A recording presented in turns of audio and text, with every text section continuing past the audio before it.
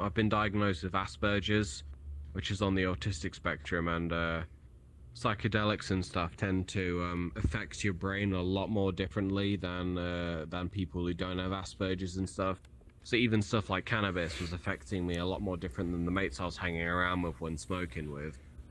So yeah, I mean, I suppose my experiences will be a lot more different to people who don't have Asperger's, but yeah, there you go. I mean, if you have mental health issues, using drugs, you're asking for a lot of trouble, basically.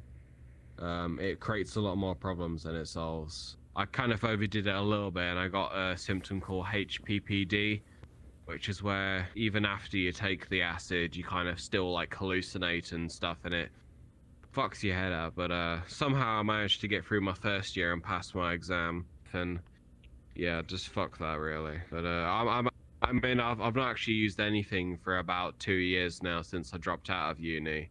So yeah, I mean, it's been a while since I've used anything, and I kind of feel better since not using shit, to be honest, because I kind of overdid it. But yeah, that's about it. When I'm sober, like my sense of reality, like I tend to dissociate a lot. And dissociating is a lot when you kind of lose your sense of where I am. Like I feel like I'm watching a movie, really. And a big thing is because of the amount of times I did acid, I get acid flashbacks, which is where even when I'm sober, like a slight smell or a sensation I feel, suddenly I feel like I'm back in an acid trip, and I have like these sort of almost like PTSD shit, really, where I just sort of flash back to the really bad moments. Socially, I've noticed it's made me really struggle as well. Like if I'm with a group of people in person, I mean in VR chat the anxiety is a bit better, but in person if I'm with someone, I found that it's really fucked with my sense of like social sort of normalities, really, where if I talk to someone, I don't know, it's just really stripped my sense of knowing how conversations go, really. Like I've spent so much time in my mind on acid that I've almost forgotten how to talk to people, really, and it's just fucked with everything, really. I mean, slowly over the past 2.5 years, I'm slowly starting to get better and stuff, but I still just sort of feel like this constant sensation after using acid. That it's been a lot of practice. I mean, I have had a lot of jobs in between and stuff. On VR chat, it's a lot better. Like I've been taking actual courses online and stuff, like practicing to sort of talk to people, really, but they've slightly helped and stuff. But yeah, I mean, if I'm in a group, then I mean, yeah, even if I watch a movie and it shows like drug use and stuff, I immediately just feel like this pit in my stomach. I mean, I just don't want anything to do with it ever again, really. It's a slippery slope, really. I mean, you use one thing and before you know it, I mean, you use acid once and before you know it, you're thinking, what else can I try? And then the next thing you know, you're on DMT. And then it's ketamine. Right. I mean, ketamine's very addictive, and yeah, I mean, I'm probably always going to live the rest of my life with that sense of addiction. I mean, that's the thing I've been told when I've had counselling, that I'm always going to be craving drugs and stuff, but yeah, I've just got to practice more and more of just ignoring those cravings, really. The thing is, once you use acid and stuff like that, there's no going back. You've crossed that line of using a serious like class A drug, basically, and you would think before using acid that you wouldn't be considering using other things, but the thought always comes in your mind. I mean, acid is the most intense thing ever, more intense than MDMA, more intense than cocaine. It's probably on the level of heroin, like the experience you feel, really. And I mean, after you use that, everything else like cocaine and ketamine and stuff just almost seems like a step down, and before you know it, you're using other shit. Like, yeah, basically, if you're gonna use acid, yeah, it's not physically addictive, but I mean, everything can be psychologically addictive depending on the person. I mean, yeah, he means the feeling psychologically, not chemically. Yeah, like if I stop using acid, I'm not gonna get like physical withdrawals, like shaking, feeling hot and cold at the same time, sweating, throwing up. I'm not gonna get that stuff, but I will just get them intense mental cravings of thinking I want to be in that world again. And they're super strong. Like before I started uni, obviously I said I was very anti-drug. Like I thought, oh, people who use drugs are weak and stuff. But when you try it fucks with you so much, you don't realize how intense it is, that before you know it, you're thinking, yeah, everything I thought I knew about drugs is completely wrong. So like you have no idea how intense it is. I got a question. You say it was addictive. Would you say at some point it turned to be anti-addictive?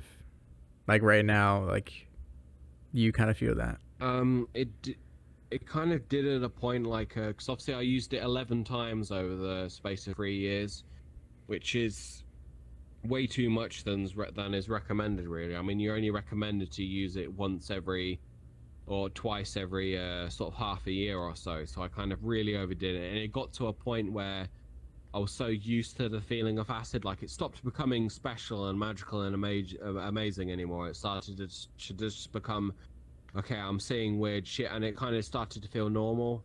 And it was at that point a lot of the anxiety attacks and the feeling of paranoia. There was serious paranoia where I kept hallucinating police outside my window coming in to arrest me, and it was just completely in my head. And it started to get at that point where the experiences of using acid were so shit and so horrible that I ended up just feeling nasty afterwards, that I sort of started to think, okay, I needed to stop this, to be honest. And it wasn't after I properly removed myself from that situation, because a lot of my friends were really pushing me and peer pressure, encouraging me into using new drugs. And it wasn't until I cut out of them, to be honest, that I stopped using it. A lot of drug use is down to the people you hang around with. I mean, if I was hanging around people who were very anti-drug, I never would have used drugs. But all the people I was hanging around with, they were fucking idiots. They were just so reckless, and they just wanted to use drugs all the time. And I ended up just stupidly hanging around them a lot of the time, and that's just the route I went down with, really. I mean, you're not going to use drugs if you're around people who are anti-drug, to be honest. That's the thing.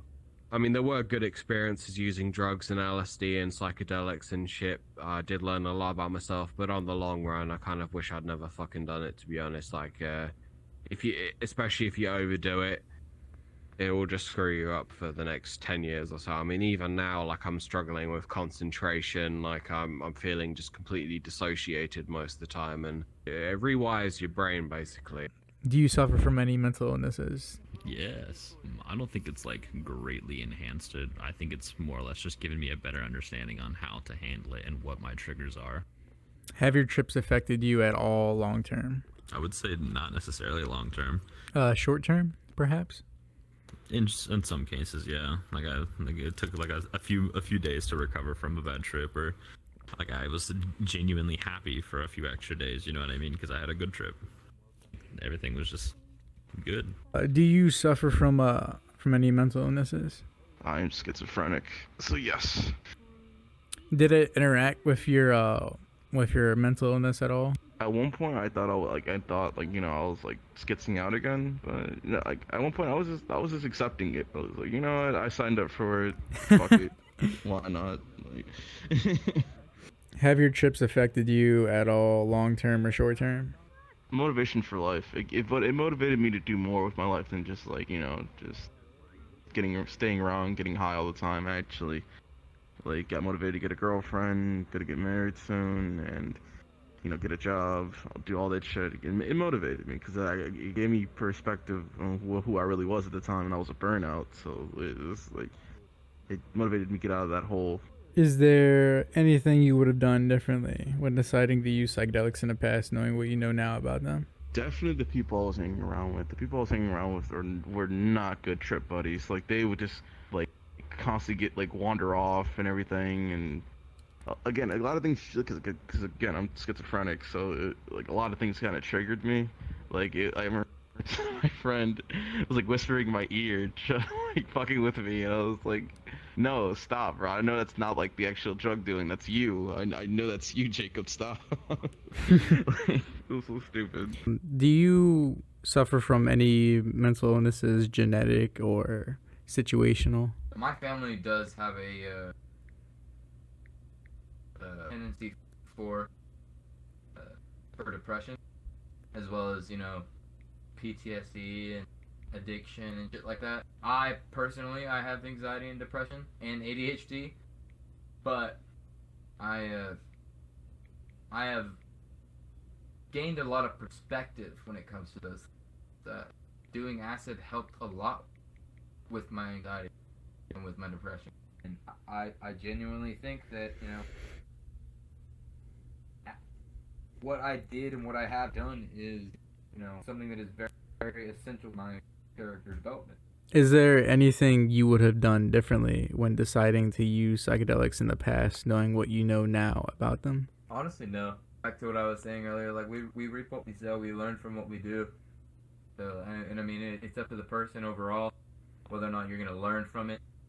You know, it's gonna be an experience for you overall. But I did my research beforehand. I knew sometimes it might be research chemicals. I knew sometimes it might be acid. Honestly, real acid doesn't exist. There are synthetic versions that are very, very close that will test, as acid.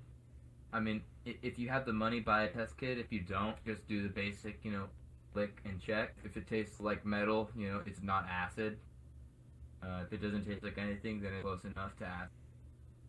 There isn't really a real way to tell because what people were doing in Woodstock doesn't exist anymore. And any blotter tab that you bake that doesn't taste like anything is a good enough synthetic version because the real shit doesn't exist. Okay. Acid itself was a research chemical. Do you suffer from any mental illnesses? Yeah, I suffer from depression, anxiety, and PTSD. Okay, and It's definitely helped. how have your trips affected you in the long term, if you notice anything? It might be too soon for me, but like my second trip, the next day I woke up, I was still kind of like slightly coming off of the trip and stuff. But like when I woke up, I thought to myself, I was like, damn, man, I feel like I've just like awakened my third eye to like just like change my life around and like get my shit was together, but I felt like I needed to get my shit more together. Like I'm not a very like I guess kept person, but like I needed to get my shit more together, get myself focused on myself more spiritually and like internally. It's definitely like made myself more awakened with like spirituality and shit. Is there anything you would have done differently in the past when deciding to use psychedelics, knowing what you know now about them? I would have tried them a lot sooner. I tried them when I was 22. I'm 23 now, so like it hasn't been that long. But like I definitely would have tried them when I was like a lot younger, like at least 18. A pretty big majority of people should try this shit at least once, so they can have an awakening spiritually. Because it is a very spiritual thing experience. Have your trips affected you at all, short term or long term afterward? I feel like a little bit, because sometimes I don't feel right. I don't feel okay in the brain. Like, I feel like you have to be in the right mindset, and you also have to be with the right people to do psychedelics, or everything could just go side. And that's what happened with me. Is there anything that you would have done differently when deciding to use psychedelics in the past, knowing what you know now about them? Go to somebody's house and just chill in the room. There's no need to drive around, or you don't even need to hang out with a bunch of people to do that. You should only have like maybe one or two people, and you should always have one person that's not there on acid, just so they can help you with some things in case you have a bad trip. Do you have any mental illnesses at all that you suffer from that you'd be willing to at least disclose? Anxiety, depression, I have really bad PTSD, panic attacks, anxiety attacks. And I have panic attacks in my sleep. Yeah, 100%. You shouldn't dabble in these substances. Yes. Fuck yeah. Whenever I have the free time. More than likely, I'll probably do it another time in my life. I mean, shit. I'm 22. I got a whole life ahead of me. Who knows? Maybe I'll do DMT eventually. Oh, easily, dude. I always tell my friends, I'm like, if somebody gave me a lifetime's worth of weed over shrooms, I would choose shrooms every time.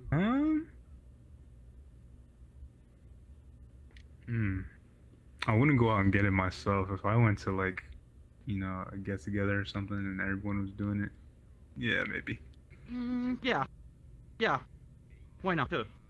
No, I've stopped doing drugs for a long, I think it's been 2 years now, because I started getting real bad panic attacks, and everything else because I was also doing like a bunch of other things. I was doing pills, Molly, smoking a lot of weed, and then it came to the point where I was smoking weed, and I'd start thinking things that weren't really happening. Like I look into somebody's eyes, and I get this feeling that they're thinking about me, or just something's going on in their brain that's not clicking right, and I just wasn't catching the vibe anymore. So then I started getting panic attacks, and then I stopped smoking weed. I stopped doing everything cold turkey. All I do is nicotine, basically.